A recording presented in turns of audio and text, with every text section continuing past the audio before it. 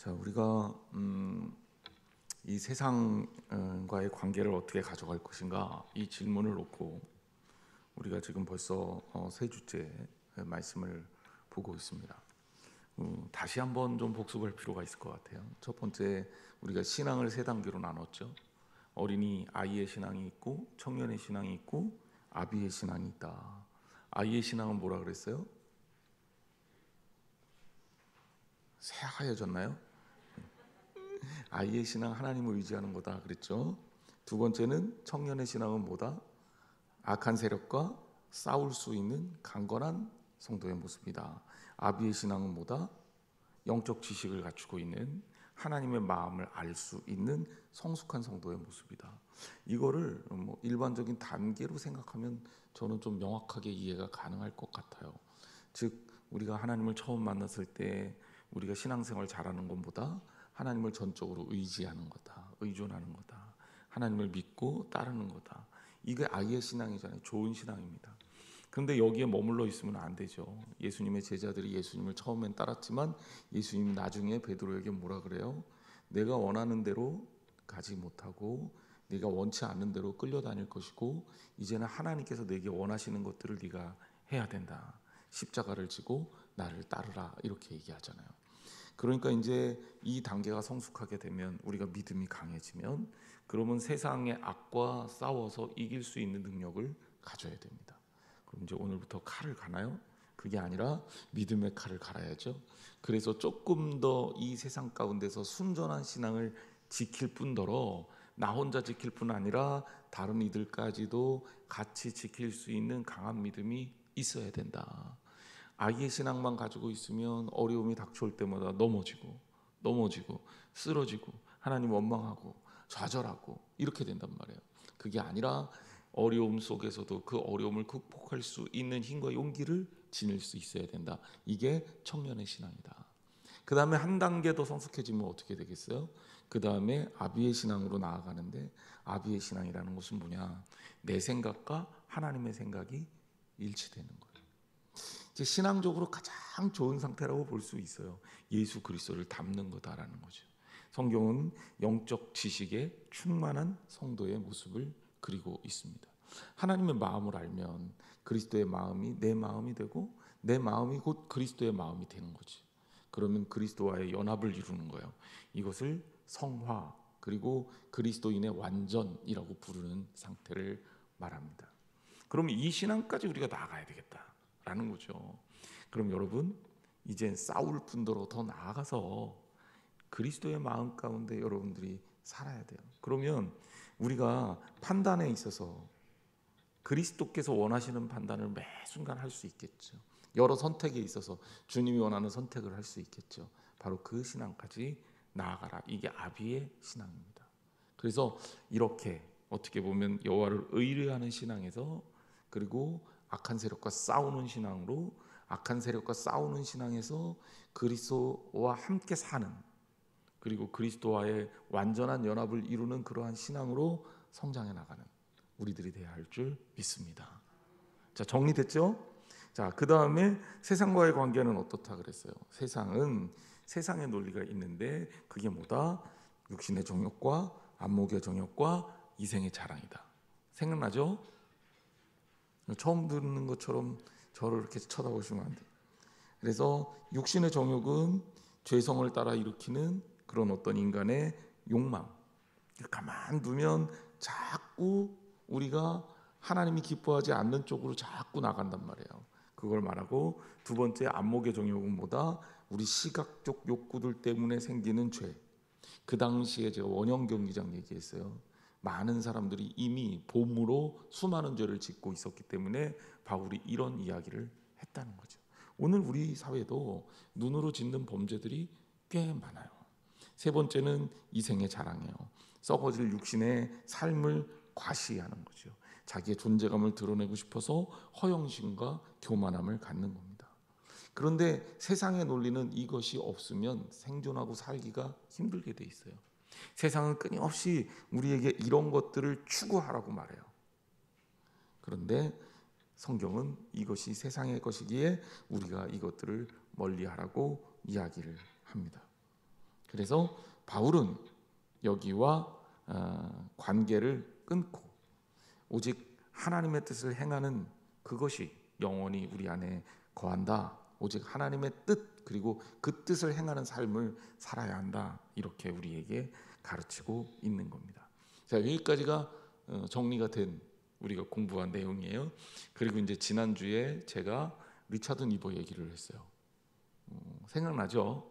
예, 뭔 신학자를 제가 여러분들한테 소개를 하면서 이 리차드 니버라는 사람이 아주 뛰어난 기독교 윤리학자라고 그랬죠. 그래서 뭐 형제 간에 한 명은 라이놀트 니버라고 굉장히 유명한 신학자, 또 리차드 니버라는 사람도 굉장히 유명한 신학자고, 이 신학자가 가지고 있는 세상과 우리와의 관계에 대한 정의를 한 아주 명저가 있다 그랬어요. 그래서 그 명저의 내용을 여러분들한테 3분의 1 정도 소개하고 끝맺었습니다. 다시 정리를 하면 그 책의 이름은 그리스도와 문화라는 책이고, 이거는 지금 우리 기독교인들이 세상과 어떤 관계를 맺어야 되느냐에 대한 신학적 고찰의 일부라고 할 수 있어요. 이것들을 좀 살펴보면서 나와 또 혹은 우리 주변들이 선택하고 있는 그 기독교인으로서의 세상과의 관계가 어떠한 상태인지를 살펴보고, 우리가 어떤 모습으로 세상과 관계를 맺는 것이 보다 더 성서적이고 의미가 있는 것인지를 생각해보자. 이런 의도에서 여러분들하고 이 리차드 니버의 그리스도와 문화라는 책을 공부하자 그랬단 말이에요. 그래서 첫 번째로 여러분들한테 소개한 내용이 뭡니까? 문화와 대립하는 그리스도예요. PPT 보여주세요. 안 보여주면 이제 머릿속에 안 남을 것 같아서 제가 이제 준비를 했어요. 문화와 대립하는 그리스도. 대립이라는 말 속에 이제 영어로는 against라는 말을 쓰고 있거든요. 그러면 대립이라는 말 속에 담겨진 의미가 있죠. 문화라는 것은 세상, 그리스도라는 것은 복음이에요. 복음과 세상은 어떻게 된다? 대립한다. 배타적이다. 섞이지도 않는다. 관계가 없다. 관계가 없다.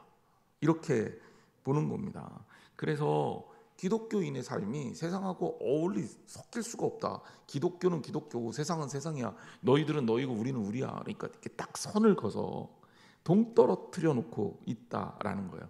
이 태도가 첫 번째 태도라고 볼 수 있습니다. 자, 문제는 뭐라 그랬어요? 여기에 그럼 이거 맞는 것 같은데요? 그렇죠. 어떤 부분에선 맞죠. 근데 100% 맞지 않는 게 있어요. 이런 마음으로 살면 어떤 일이 생겨요? 우리가 세상에서 살잖아. 계속 섞이잖아요. 여러분, 세상을 거부하고 기독교인들만 존재할 수 있나요? 우리 니네들하고 따로 살 거야. 그래갖고 우리끼리 따로 이렇게 살면 좋겠지만 우리가 그렇게 되냐고요. 그러면 교회는 어디로 가야 돼요? 저 산으로 가든지 섬으로 가야지. 그렇죠. 이게 가지고 있는 나름대로의 한계라는 게 있어요.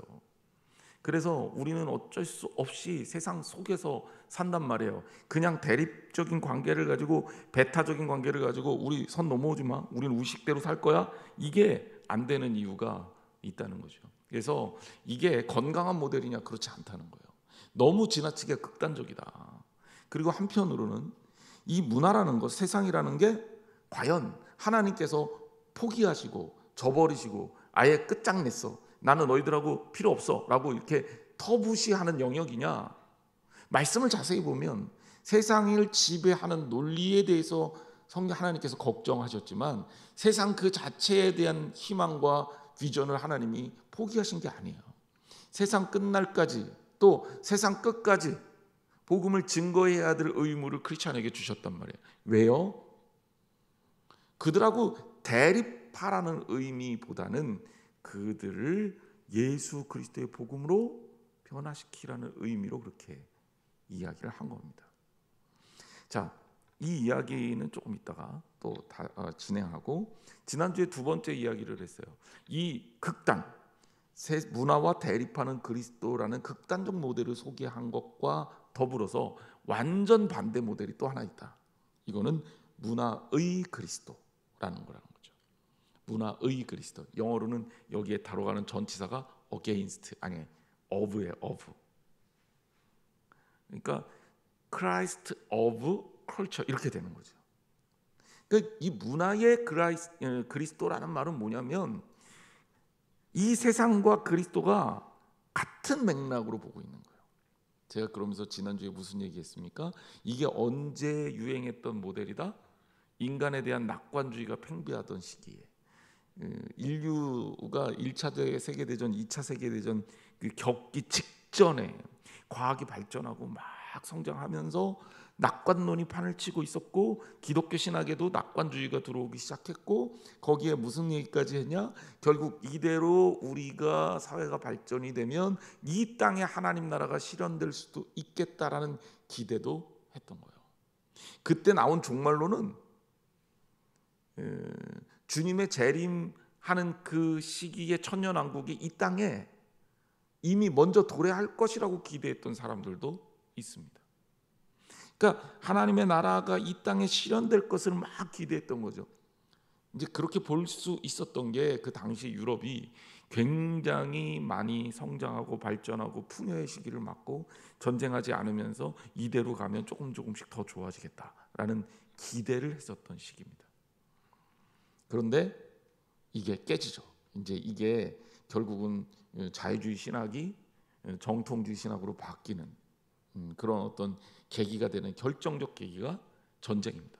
1차 세계대전, 2차 세계대전을 통해서 인간에 대해서 너무 많이 실망한 거예요.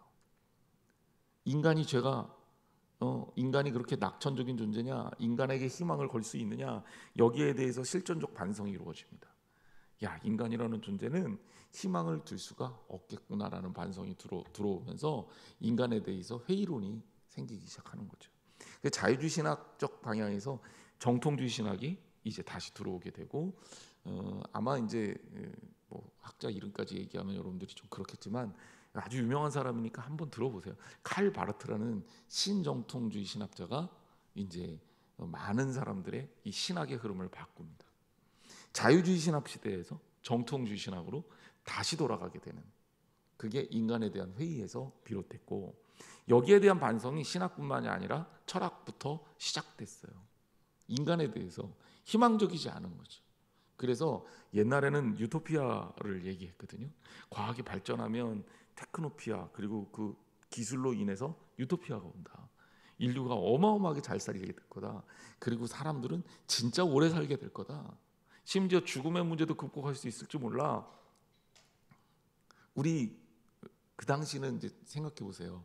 많은 사람들이 먹을 게 없어서 굶주리는 사람들이 굉장히 많았단 말이에요. 근데 식량 생산에 대한 이 어떤 극복이 이루어진 거예요. 그 역사는 비료의 개발하고 같이 진행이 됩니다. 이제 좋은 비료가 나오면서 생산량이 어마어마하게 증대해요. 그러니까 진짜 그러는 바람에 인류는 더 이상 먹거리 걱정에서 탈출하게 되는 거죠.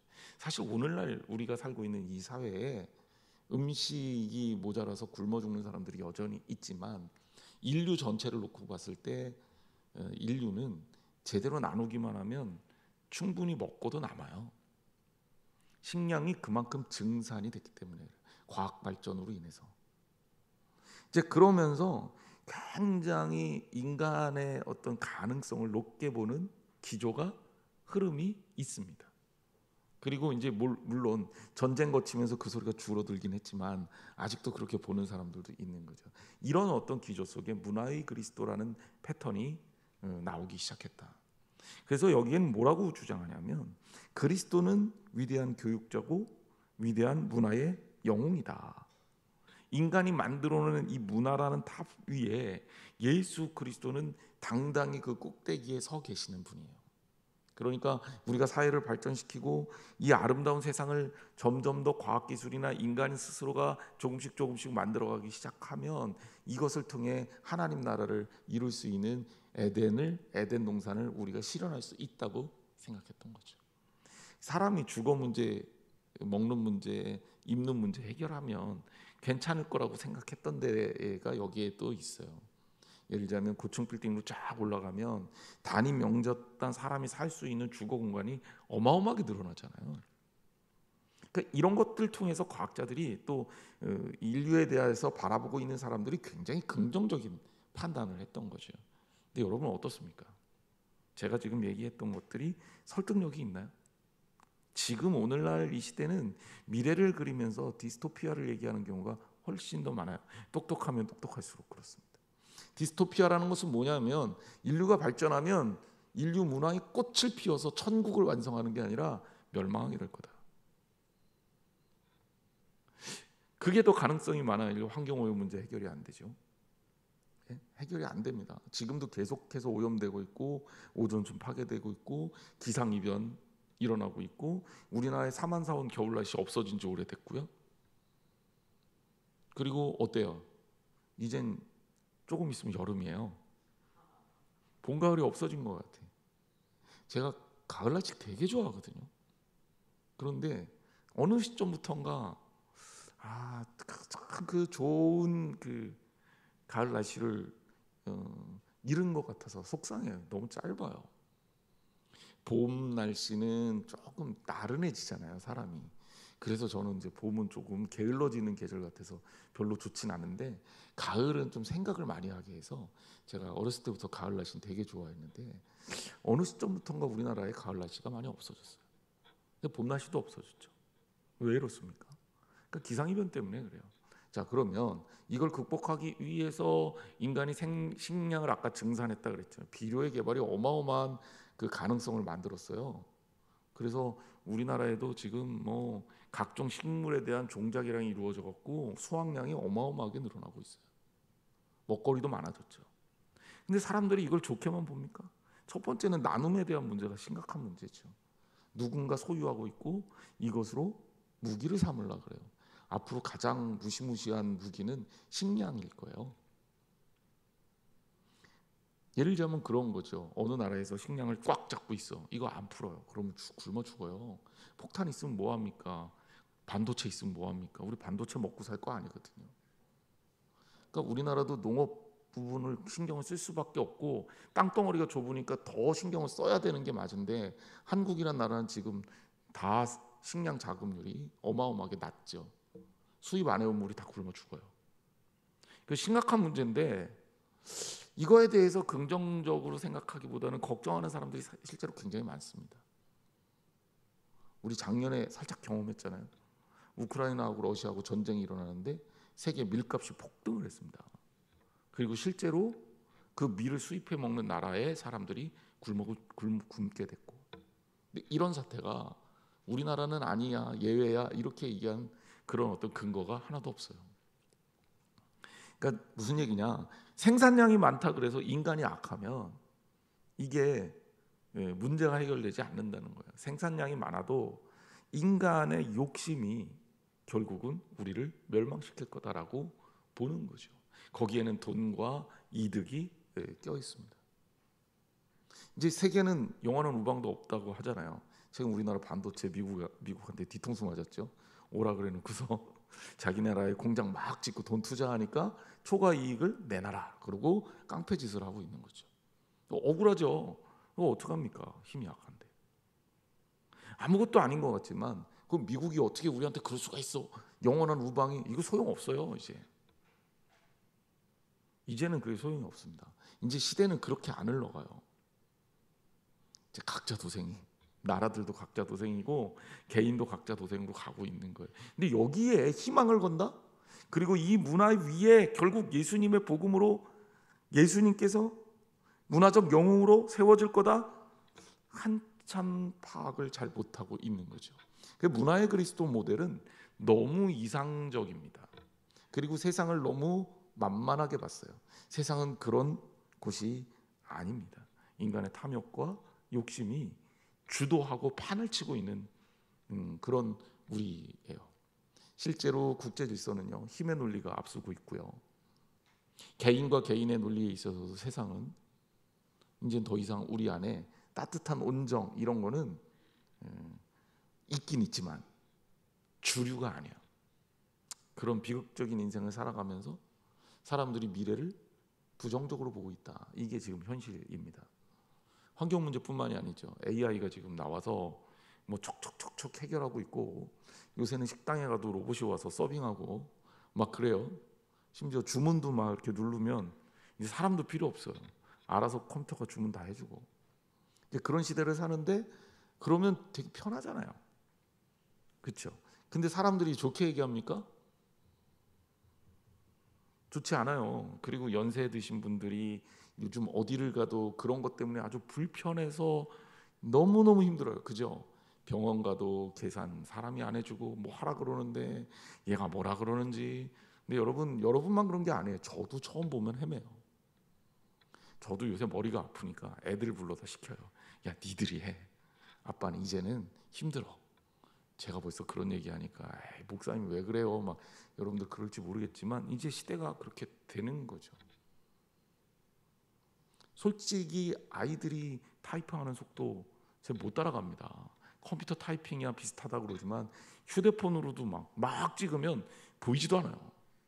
어떻게 손가락이 보이지 않는데 그렇게 잘 찍죠? 저희는 이렇게 막 이러고 찍어도 오타 맨날 나는데. 그러니까 미래라는 것이, 발전이라는 것이 인류에게 희망을 주지는 않는다. 오히려 요새는 걱정하고 있는 것이 훨씬 더 많습니다. AI가 어떻게 인간을 지배할 수도 있겠다라는 걱정까지 하고 있으니까 문화의 그리스도라는 모델이 별로 그렇게 합리적으로 들리지 않아요. 세 번째는 이제 문화 위의 그리스도입니다. 이제 세 번째 좀 우리가 잘 모르던 모델입니다. 문화 위의 그리스도는 문화의 그리스도하고는 좀 달라요. 그러니까 영어로 얘기하면 문화의 그리스도가 문화와 예수 그리스도, 세상과 복음을 일치시켰다면, 문화 위의 그리스도는 문화를 밑에 깔고, 영어로 얘기하면 온이에요. 온, 전치사가 온 더 컬처입니다. 그러니까 문화와 그리스도, 세상과 복음 사이에는 간격이 있다고 보는 겁니다. 하지만 이 간격이 어떤 간격이냐? 그러니까 섞여서 하나다라는 건 아니지만 연속성을 인정하고 있어요. 그러니까 탑을 쌓듯이 문화가 밑에 깔려 있고 복음이 위에 얹어져 있는 형태예요. 자, 그리스도와 로고스, 즉 당시에 이제 철학에 있어서 지성, 지혜의 개념이 로고스거든요. 이제 이게 물론 성경에서 로고스라고 되어 있는 게 말씀으로 신약 성경이 번역됐지만 철학 용어로 로고스는 이성을 뜻하는 단어입니다. 근데 이 이성과 그리스도가 연속선상에 있다고 보는 겁니다. 중세 철학자 토마스 아퀴나스가 이런 형태를 보여요. 전형적으로. 그래서 세상에 연구되고 있는 수많은 흐름 속에 예수 그리스도가 그 꽃 위에 세워질 수 있다고 보는 거예요. 아까 문화의 그리스도는 이게 뭉쳐 있다고 생각하면 문화 위의 그리스도는 문화를 기반으로 해서 복음이 꽃을 피울 수 있다라고 보는 거죠. 그러니까 이게 좀 어려운 얘기지만 여기에 문제가 역시 연속선상에서 같이 됩니다. 죄에 대한 해석이 약해질 수밖에 없어요. 세상의 것과 그리스도 것을 일치시켜 섞어 연속성을 인정하다 보면 죄라는 것에 대한, 죄에 대한 이해, 죄성에 대한 이해가 부족할 수밖에 없습니다.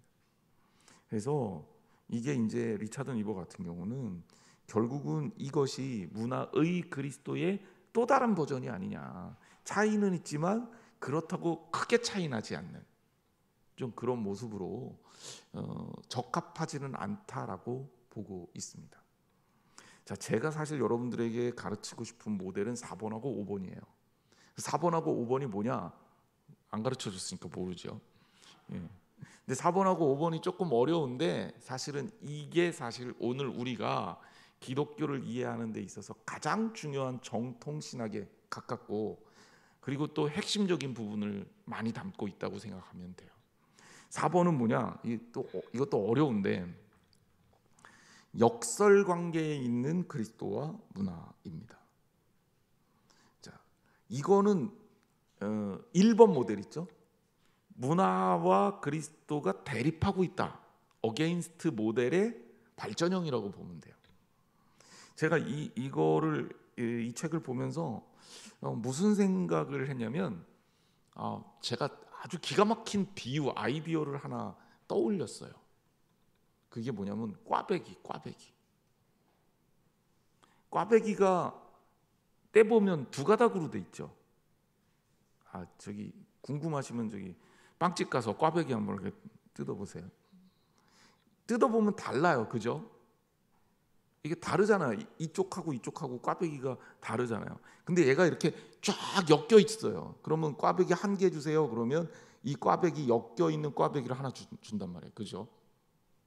이거 떼서 하나씩 하나 두 개 이렇게 주진 않아요.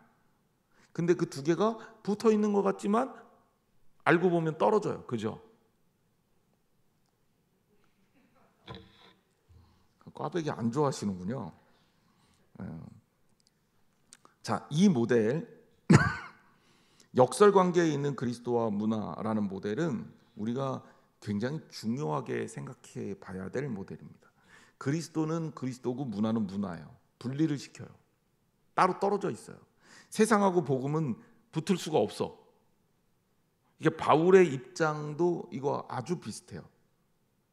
대립하는 관계는 아니에요. 그렇지만 꼬여 있는 관계예요. 다시 말하자면 하나님이 세상을 지으셨어. 그러니까 세상도 하나님 거예요. 교회도 하나님이 지으셨어요. 교회도 하나님 거예요. 근데 세상이 타락했어요. 그죠? 그러다 보니까 이 세상과 교회가 이렇게 역설적으로 꼬여 있습니다. 그러니까 성도는 어쩔 수 없이 어떤 모습으로 살 수밖에 없냐면 우리는 하나님 나라의 백성이에요. 맞죠? 이거 아니라고 생각하면 안 되죠. 우리는 하나님 나라 백성이에요. 여러분들은 하나님 나라를 살죠? 주님께서 통치하시면 그 어디나 어디예요? 하늘나라죠. 그래서 우리가 크리스찬으로서 하늘나라를 삽니다. 예. 그런데 우리가 살아가는 이 세상은 하늘나라하고 거리가 있는 듯해요. 교회 예배를 끝나고 우리가 직장생활이에요. 사회생활이에요. 그리고 또 우리가 만나는 사람들은 하나님하고 관계없는 사람들이 많단 말이에요. 즉 세상이 우리와 구별이 돼요. 세상에서의 삶과 하나님 나라의 삶이 구별이 돼요. 근데 이게 묘하게 연결되어 있어요. 꽈배기처럼. 꽈배기는 제가 만든 말이에요. 리차드 니버는 이런 얘기 안 했어요. 리차드 니버는 아마 꽈배기를 모를 거예요. 예. 오해하지 마세요. 리차드 니버가 꽈배기 얘기한 거 아니에요. 제가 리차드 니버의 이 얘기를 듣고 꽈배기가 딱 떠오른 거예요. 이거보다 더 적절한 비유는 없겠다. 그러니까 우리의 삶이 꽈배기처럼 꼬여 있어. 세상하고 교회가 연결이 묘하게 돼 있는데 이게 우리의 삶이에요. 근데 우리는 어때요? 두 나라를 살고 있는 거예요. 이게 마틴 루터의 두왕국설이에요. 우리는 두 나라를 살아요. 이 세상에 살면서 대한민국 국민으로 살면서 동시에 하나님 나라를 살아요. 그런데 이것 세상과 복음은 갈등 관계에 있어. 계속 부딪히죠. 계속 부딪히잖아요. 세속적인 관계 여기 있는 대로 이생의 자랑, 육신의 정욕, 안목의 정욕 이거 세상의 원칙인데 이것대로 교회 안에서 살 수가 없어. 근데 우리는 예수 그리스도의 복음을 가지고 살려니까 세상이 너무 힘들고 어렵고 버거운 게 굉장히 많아. 남들 다 사기치는데 나는 사기 안 칠래니까 손해보는 것 같아. 남들 다 컨닝하는데 나 혼자 컨닝 안 하면 성적이 안 나와. 여러분들은 다 같이 컨닝해서 크게 문제가 없었나요? 마음에 찔림이 있었다면 그게 문제예요. 그러니까 우리가 살고 있는 이 세상이 역설적으로 복음과 그리스도가 관계하고 있다라고 보는 거죠. 이 입장은 사도 바울, 루터, 철학자로는 키에르케고르나 이런 쪽이 이런 입장이라고 이 니버는 설명하고 있습니다. 가이사의 것은 가이사에게, 하나님의 것은 하나님에게. 그런데 가이사의 것도 하나님의 것도 다 챙기려니까 우린 너무 힘든 거죠. 그래서 이 역설적으로 세상을 바라보는 입장은 성서적인 입장이기는 해요. 우리의 상태를 되게 힘들고 어려운 싸움과 영적 싸움 상태로 비유하고 있습니다. 이런 세계관을 가지고 생각할 수 있다는 거예요. 자, 마틴 루터 얘기를 조금 더 깊이 들어가 볼게요. 마틴 루터가 종교개혁을 한 사람이에요. 종교개혁이라는 건 뭐냐면 기독교를 바꿔보자. 이게 종교개혁이에요. 당시에 중세 교회가 워낙 망가졌으니까 이 망가진 것을 고쳐서 초대교회로 좀 돌아가자.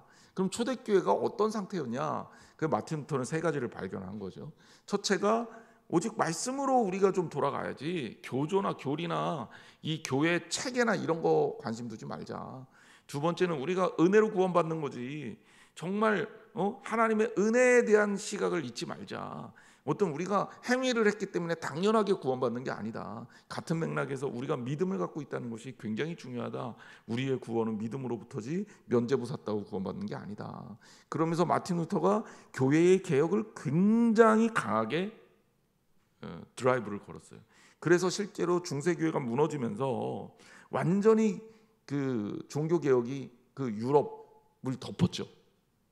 그리고 캐톨릭조차도 이대로는 도저히 안 된다는 것을 알고 캐톨릭이 종교개혁이 일어나고 망할 뻔했는데 캐톨릭이 그 뒤에 트리니티 공회에서 자신들을 개혁하는 성명을 내고 바꿉니다. 캐톨릭도.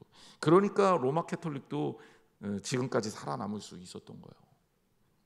마틴 루터가 이런 종교개혁 운동을 하고 있었을 때 토마스 뮌처라는 아주 유명한 신학자이자 운동가가 있었어요. 사회개혁론자죠. 그리고 이 사람은 토마스 뮌처는 굉장한 신비주의자였습니다. 그러니까 이제 신비주의자라는 얘기는 오늘 하나님 나한테 말씀하셨어. 그럼 나 이거 해야 돼. 막 이 정도까지. 이 토마스 뮌처라는 사람이 어떤 생각을 갖고 있었냐면 이 사람의 특징은 뭐냐면 굉장히 과격해요. 그래서 자기가 하나님 말씀을 이 땅에서 받아들였으면 이젠 교회가 개혁되는 게 아니라 사회를 바꿔야 된다. 이렇게 본 거예요. 그러니까 당시의 사회가 어땠습니까? 신분의 차이가 있었고, 그렇죠? 그거에 따라서 사람들이 억울함을 당하고 있었잖아요. 그리고 거기에서 가장 많이 착취되는 사람들이 누구였냐면 농민들이었다고요. 그래서 토마스 뮌처는 농민운동을 시작합니다. 신학을 기반으로 해서 사회개혁 운동을 한 거예요. 그래서 이 농민들하고 과격한 투쟁까지 하게 됩니다. 우리나라의 동학농민운동하고 아주 비슷한 흐름을 갖고 있는 게 토마스 뮌처의 이 농민운동입니다. 그래서 이 토마스 뮌처의 농민운동이 완전히 봉건 악습의 철폐, 그러니까 귀족사회, 신분사회 이것에 대한 철폐로 이어지면서 엄청난 지지를 얻고 막 유럽을 막 일으킬 수 있었는데 이 뮌처도 독일 사람입니다. 근데 이 뮌처가 마틴 루터에게 손을 내밀어요. 나는 이 사회 개혁을 해야 되니까 루터가 네가 얘기하는 종교 개혁과 뜻을 같이 합니다. 예를 들면 맞죠? 성경을 기반으로 해서 잘못된 세상을 바꾸자.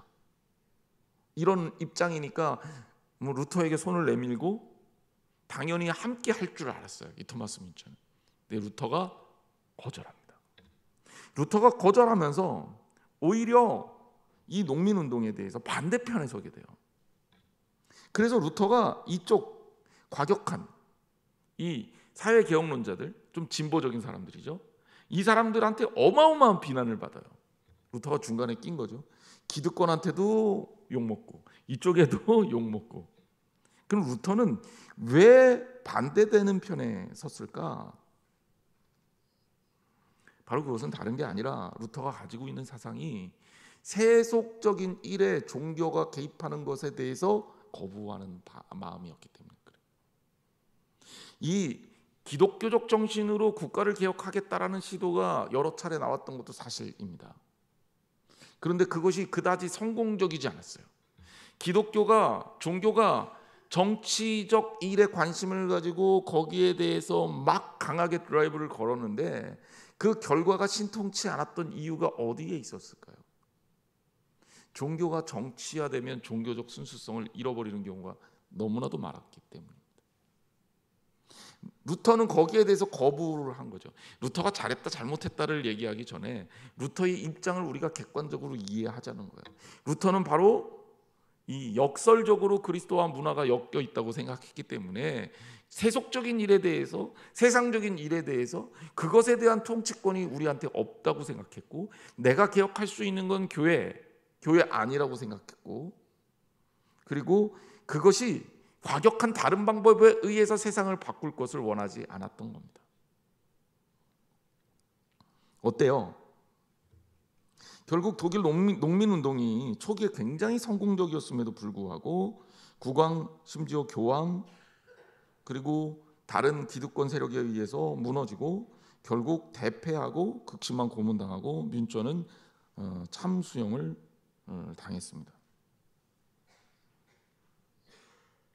이 뮌처가 마지막에 죽으면서 이런 얘기를 해요. 모든 것은 공공의 것이 되어야 하며 영주, 지주, 공작에겐 처음에 경고를 주되 이를 듣지 않고 계속해서 악행을 한다면 죽어야 한다. 죽여야 한다. 이런 유언을 남기고 참수형을 당했습니다. 뮌처를 나쁘다고 얘기하는 게 아니에요. 저는 그냥 오늘 여러분들하고 세상과 교회의 관계에 대해서만 얘기하고 있는 거죠. 오늘날 이런 고민도 우리에게 동일하게 있을 수 있습니다. 예를 들면 종교가 교회가 사회 정치에 참여해야 되냐 말아야 되느냐에 대한 논쟁은 지금도 계속해서 일어나고 있는 겁니다. 아마 여기에서도 우리 교인들 사이에서도 이거는 이렇게 해야 되는 거 아닌가 라는 생각들을 할 거예요. 근데 여러분 이게 얼마나 위험한지 아세요? 여러분 정치 참여하셔야 됩니다 라고 제가 만약에 주장한다면 여러분들의 일부는 태극기 들고 광화문으로 갈 거고 일부는 촛불 들고 반대편에 설 거예요. 그럼 교회는 어떻게 돼요? 옳고 그름에 대한 신앙적 판단을 한다는 게 그만큼 어렵다는 거예요. 더구나 사회는요 아까 절대선이 없어요. 그렇기 때문에 이 루터의 입장은 저는 지극히 기독교인으로 좀 비겁해 보이기는 하지만 굉장히 현실적으로 의미 있는 입장이다라고 생각합니다. 중요한 건 뭐예요? 이 세상에 끊임없이 우리가 살면서 하나님의 크리스찬으로서 내 삶을 돌아보는 거예요. 이념이 위험한 게 뭐냐면 어떤 이념을 갖고 있다는 것은 나뿐만 아니라 다른 사람까지도 강제한다는 점에서 위험한 거예요. 두 번째는 인간이 만들어 놓은 이데올로기가 절대적인 선이나 절대적인 악이 없기 때문에 그래요. 선인 것으로 위장하지만 내부 파보면 다 부패돼 있고 악인 것 같지만 그 안에도 역시 선한 부분들이 녹아 있기 때문에 그래요. 그래서 이념을 가지고 우리가 신앙적 그 관념, 신앙적 어떤 결단을 내릴 대상은 아니다. 이제 이런 이야기까지도 이제 우리가 이 입장에서 우리가 찾아볼 수 있는 거죠. 자, 이 입장은 아까도 다시 얘기하지만 바울이나 루터나 다 신앙의 위대한 사람들이 선택했던 방법들이에요. 바울도 사회를 개혁하기보다는 스스로 복음을 전하다가 기꺼이 로마의 압제에 핍박을 당해서 죽었죠. 로마를 뒤집자 이렇게 안 했단 말이에요. 자, 그다음에 이제 마지막으로 5번째 모델이 있습니다. 자, 저는 이 모델이 굉장히 의미 있는 모델이라고 생각해요. 사실 저는 5개 중에서 하나를 고르라고 한다면 4번째 모델보다는 5번째 모델을 더 중요하게 생각하고 저는 이것에 의미를 더 두고 있습니다. 이건 뭐 제 개인적인 선택이기도 하고 오늘날 개신교 신학자들 중에 칼빈이나 존 웨슬리 그리고 어거스틴 중세 철학자 중에 어거스틴의 입장이기도 해요. 자, 그럼 어떤 입장이냐? 세상은 변혁의 대상이라는 거예요. 어떤 변혁이냐? 복음에 의한 변혁의 대상이라는 거예요. 세계는 배격되어도 안 되고 소홀히 여겨져서도 안 된다. 우리가 바꿀 수 없는 우리와 전혀 다른, 그러니까 두왕국설이나 이런 것처럼 꽈배기에 꽈배기처럼 이렇게 서로 다른 게 역설적으로 엮여 있는 관계 이런 것이라기보다는 오히려 예수 그리스도의 복음으로 세상을 하나하나 바꿔 나가는 위치에 서야 된다는 거예요. 그러니까 이거는 이해하기가 좀 쉽죠. 4번째가 굉장히 어렵고 이 5번째는 비교적 우리가 그동안 교회 안에서 많은 이야기를 해왔던 거예요. 그럼 이거는 정치 참여하고는 조금 달라요. 사회에 나가서 토마스 뮌처처럼 우리가 기독교 정신으로 세상을 다 뒤집어 엎자 이런 세속적 수단을 사용한 변화가 아니라 굳이 얘기하자면 웨슬리가 영국을 변화시킨 방법을 쓰자는 겁니다. 이 감리교회 운동은요, 웨슬리가 처음에 시작할 때 굉장히 빈민층, 빈곤층부터 시작했습니다. 그럴 수밖에 없었던 게 기존 웨슬리는 성공의 목사였는데 성공의 교단에서 웨슬리를 쫓아내요. 그러니까 교회에서 설교를 할 수 없게 만듭니다. 웨슬리가 나가서 설교를 한 데는 주로 바깥이었고요. 바깥에서 그가 만날 수 있는 사람들은 기득권자들, 잘 사는 사람들이 아니라 못 사는 사람들이었어요. 그래서 탄광촌이나 빈민촌에서 선교를 하기 시작합니다. 감리교 운동이 거기서 일어나요. 근데 기적 같은 일들이 벌어집니다. 어떤 일들입니까? 탄광촌에 가서 웨슬리가 복음을 전하는 거예요. 예수 그리스도를 믿는 사람들이 탄광촌에 사는 광부들이 점점 늘어나기 시작해요. 그런데 광부들의 인생을 우리가 뭐라 그럽니까? 막장 인생이라고 그러잖아요. 그 사람들이 돈을 못 버는 게 아니라 돈을 막 써서 문제인 거예요.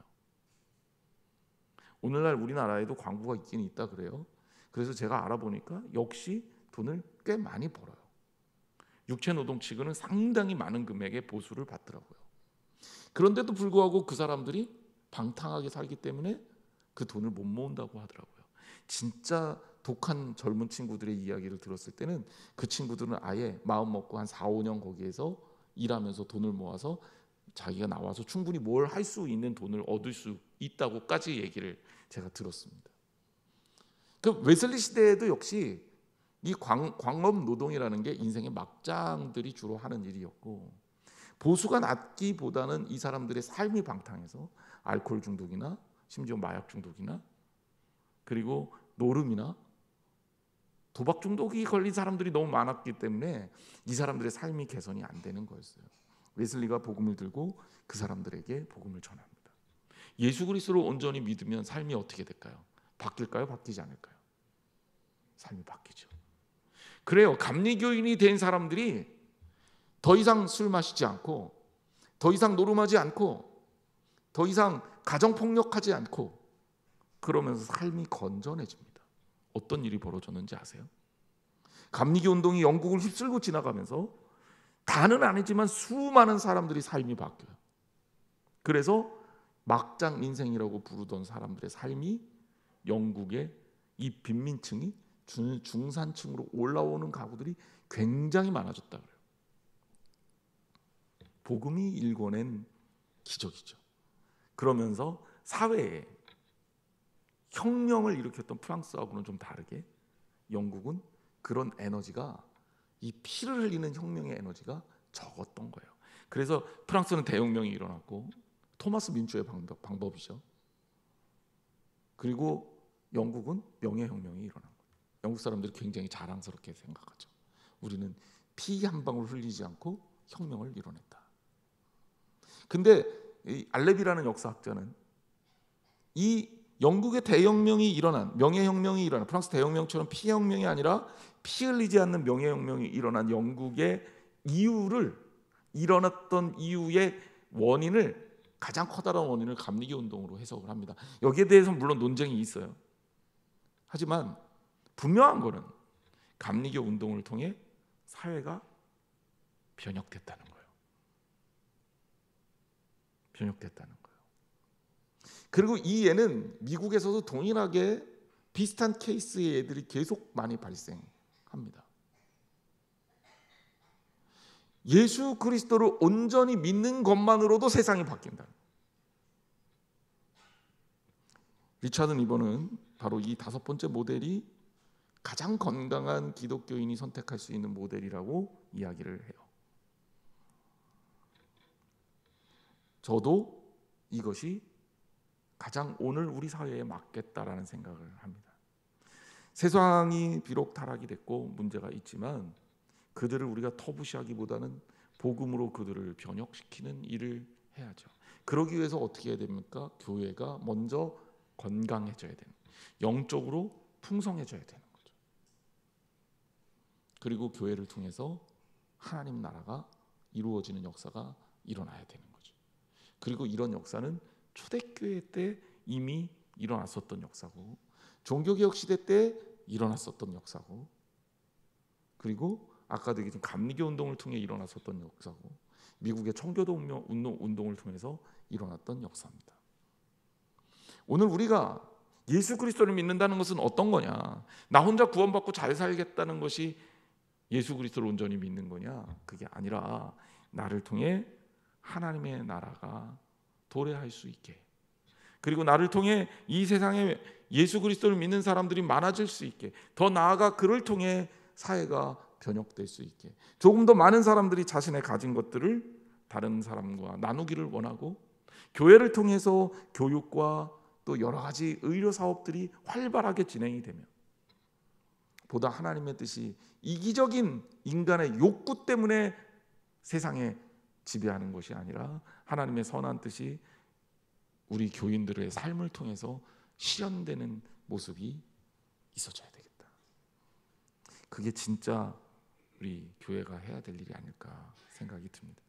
그리스도와 문화라는 좀 어떻게 보면 우리 교인들한테 좀 어려운 책일 수 있지만 제가 이 내용을 소개하면서 바로 여러분들이 우리가 취할 수 있는 태도가 굉장히 많다. 하지만 그 중에서도 가장 좋은 모델 5번을 여러분들에게 들려주고 싶어서 사실 이 이야기를 드렸습니다. 여러분들은 작은 하나님의 나라예요. 여러분들의 영향력이 하나님의 손에 붙들려서 확장될 때 하나님의 나라가 확장된다는 사실을 기억하시기를 주님의 이름으로 축원합니다. 우리 한양제일교회가 아름다워지고 부흥하게 되고 여기에 이 자리에 세워지게 되면서 사람들에게 선한 영향력을 끼치는 아름다운 교회가 되기를 주님의 이름으로 축복합니다. 기도하겠습니다.